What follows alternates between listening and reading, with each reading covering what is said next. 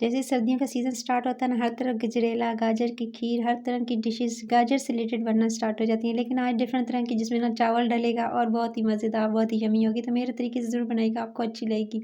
सबसे पहले आपने एक लेना है बर्तन और उसके अंदर पतीला ले लें।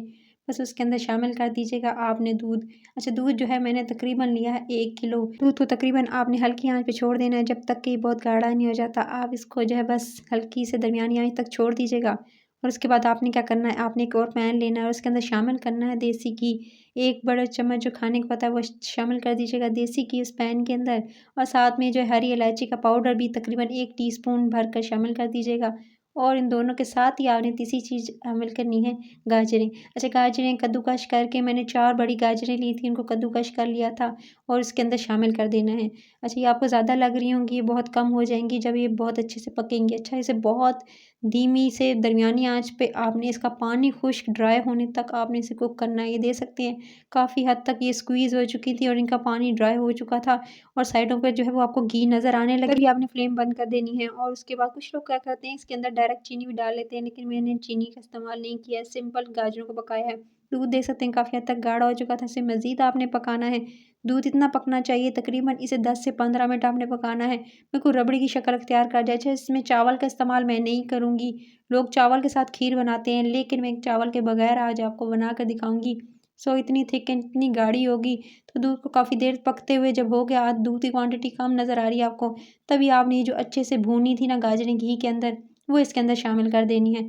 अच्छा, गाजरों को शामिल करेंगे इसके अंदर, ये दे सकते हैं आपको भुनी हुई, बिल्कुल आपको इसका पानी ड्राई हुआ नज़र आ रहा है। इतना आपने इसे भूनना है, जलाना नहीं है, बस भूननी है अच्छे से। और इसका जो है वो कलर आपको और ज़्यादा, इससे क्या होगा, जितना भून के डालेंगे कलर भी अच्छा आएगा और गाढ़ापन भी इसी की वजह से आएगा। तो आपने क्या करना है, इसको पकाना है धीमी आंच पर।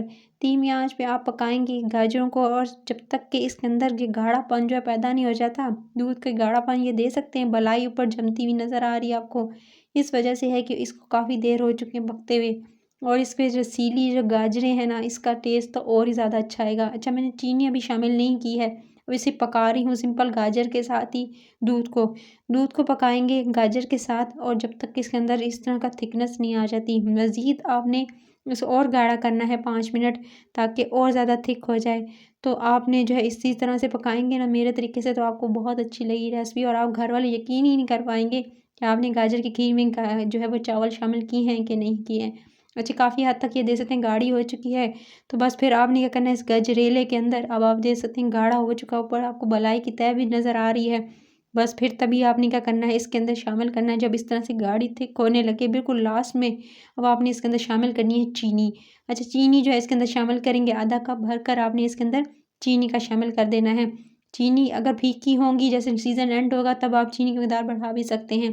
तो उसके बाद आपने इसके अंदर थोड़े ज़फ़रान के स्टैंड भी ऐड कर देने हैं, क्योंकि जैसे-जैसे मौसम जो है एंड पे जाता जाता है, तो क्या होता है, जो गाजरें होती हैं ना, वो थोड़ी-सी फीकी होती जाती हैं। तो आपने क्या करना है, आपने फिर चीनी की मकदार अगर एंड में बनाना चाहेंगे, जैसे कि फ़रवरी में बनाएँगे, तो फिर आपने क्या करना है, इसमें आप जो है वो चीनी थोड़ी ज़्यादा ऐड कर दीजिएगा। फिर उसके बाद आपने जी चीनी शामिल करके, ज़फ़रान शामिल करके, इसको मज़ीद आखिर में आपने पकाना है 5 मिनट के लिए, ताकि अच्छा सा जो है वो चीनी इसके साथ, जैसे चीनी शामिल की ना, ये ज़्यादा और अच्छा कलर भी आ गया और भी थोड़ी-सी और गाढ़ी भी हो गई।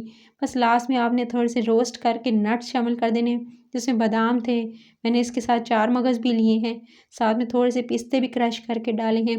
तो ये तमाम जो है वो आप ड्राई फ्रूट्स इसमें शामिल कर दीजिएगा, और उसके बाद ड्राई फ्रूट शामिल करके इसको तकरीबन आपने 2 से 3 मिनट और कुक करना है। तो ये मज़ेदार गाढ़ी सी जो रेसिपी है ना गजरेली की, वो तकरीबन तैयार होने के करीब है। बस लास्ट में जो एक चीज़ बहुत ज़्यादा इम्पोर्टेंट है, वो है जी खोपरा। अच्छा, ये जो नारियल का बुरादा लोग यूज़ करते हैं, मैंने जो है वो कद्दूकस करके जो है वो नारियल की जो गिरी होती है, उसको कद्दूकस करके शामिल कर दिया था, और फिर चूल्हे से उतार के इसे ठंडा करके रूम टेम्परेचर पर, उसके बाद आप इसे किसी सर्विंग बाउल में सर्व कर लीजिएगा। गरम खाना चाहते हैं तो गरम भी खा सकते हैं, और ठंडा लेना चाहते हैं तो ठंडा भी इसको सर्व कर सकते हैं। तो मज़ेदार सी गाजर की, ये मज़ेदार गाजर की खीर रेडी है। बिना आप चावल के इसको बनाइएगा, टेस्ट आपको मेरे कहने पे बहुत अच्छा लगेगा। ऊपर से थोड़ी सी गार्निशिंग करेंगे फिर नट से। तो आपको रेसिपी पसंद आई हो तो रेसिपी के चैनल को सब्सक्राइब, वीडियो को लाइक और शेयर कीजिएगा। अपना ख्याल रखिएगा। Till the next video, take care.